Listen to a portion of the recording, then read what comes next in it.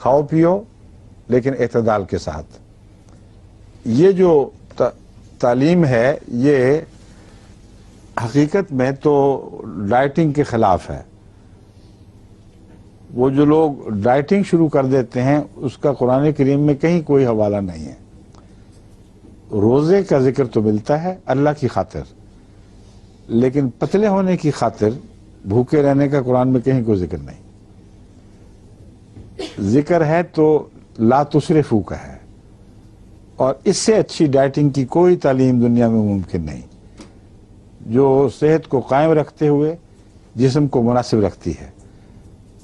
حضرت صلی اللہ علیہ وآلہ وسلم نے اسی آیت کی تفسیر میں غالباً یہ بات فرمائی، اگرچہ اس کا حوالہ ویسے نہیں دیا، کہ کھانا کھاتے وقت اس وقت ہاتھ کھینچ لو جب ابھی بھوک باقی ہو.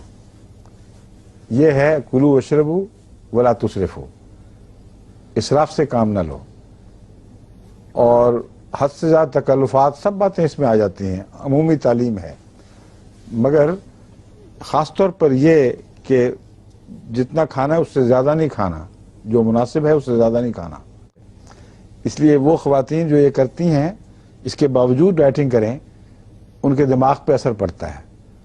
ابھی تک یہ جھگڑا نہیں طے ہوا، کئی دفعہ میری بحث ہوئی ہے کہ جو فاقہ کرتی ہیں بیچاری عورتیں زیادہ لمبا عرصہ، وہ پاتی تو کچھ بھی نہیں، ان کے جسم ڈھلک جاتے ہیں اور کمزوری، نکاہتیں، خون میں کمزوری، بعض دفعہ دائمی مریض بن جاتی ہیں.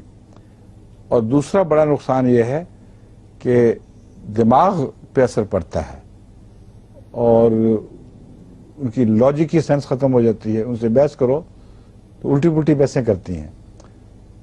تو اس لیے یہ بھی بحث چل پڑی ہے کہ پہلے دماغ پہ اثر پڑتا ہے یا بعد میں دماغ پہ اثر پڑتا ہے. دونوں طرح جائز ہے. کوئی دماغ میں کمزوری ہو تو پھر ہی ڈائٹنگ کر سکتا ہے کوئی، اور اگر نہیں تھی پہلے تو ڈائٹنگ کے بعد ہو جاتی ہے. اس لیے احمدی خواتین کو سمجھنا چاہیے، غور کرنا چاہیے. یہ حکمت کی بات ہے کہ اگر آپ ہاتھ کھینچ کر کھانا کھائیں جب بھوک کبھی پوری میٹھی نہ ہو تو جتنی آپ کی ضرورت تھی وہ آپ کو ملے گی اور ضرورت سے زیادہ چربی نہیں چڑھے گی. لیکن اپنی زندگی کو فعال رکھیں. یہ نہ ہو ڈائٹنگ کر کے بیٹھ کے نمازیں شروع ہو جائیں، کھڑے ہونا بھی تکلیف کا موجب ہو جائے. زندگی فعال رکھیں، روزمرہ کاموں میں حصہ لیں، اور اگر توفیق ملے سیر بھی کریں یا ہلکی ورزش کریں. اس میں بھی ولا تسرفو کی تعلیم کو پیش نظر رکھیں. ورزش میں یہ یاد رکھنے کی بات ہے اگر ایسی ورزش کریں جس کو ساری عمر نہ نبھا سکیں تو یہ ورزش نقصان کا موجب بن جاتی ہے.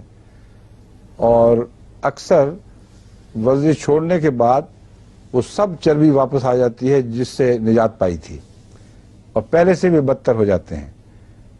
بس ورزش میں بھی اسراف نہیں کرنا، ہلکی رکھیں مگر اتنی جس کو آپ مینٹین کر سکیں، اس کو نبھا سکیں آخر تک.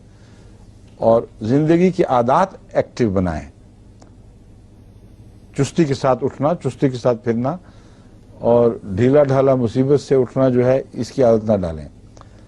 سونے کا بھی اعتدال کرنا پڑے گا، تب جو جسم ہے وہ بہترین جسم ہے. اور آخری بات اس میں یہ کہنے کی ضرورت ہے کہ جسم کا موٹا ہونا ضروری نہیں کہ بدصورتی ہو، بالکل غلط ہے. جسم کا فلفل ہونا، چربیاں لٹکیں یا کھال لٹک جائے، ایک ہی بات ہے. وہ ہے جو بدصورتی کا موجب ہے، اور وہ ہے جو کسی مرد ہو یا عورت اس کے حسن میں کمی پیدا کرتا ہے. اگر جسم توانا ہو، فرم ہو، تو موٹے بھی اچھے لگتے ہیں، لیکن انہوں نے کھانے میں اسراف کر کے اپنے پیٹ کو بے ہنگم نہ کر لیا، اور یہ شرط ہے. اس لیے وہ لوگ جن کو انفیریورٹی کمپلیکس نہ ہو وہ موٹاپے میں بھی بہت خوش بھی رہتے ہیں اور اچھے بھی لگتے ہیں، اور ان کو ہمیشہ اعتماد رہتا ہے کہ ہم باعث کشش ہیں. جو چیز مارتی ہے وہ انفیریورٹی کمپلیکس ہے، یہ احساس کمتری کہ ہم ذرا سے موٹے ہو گئے اب کیسے لگیں گے.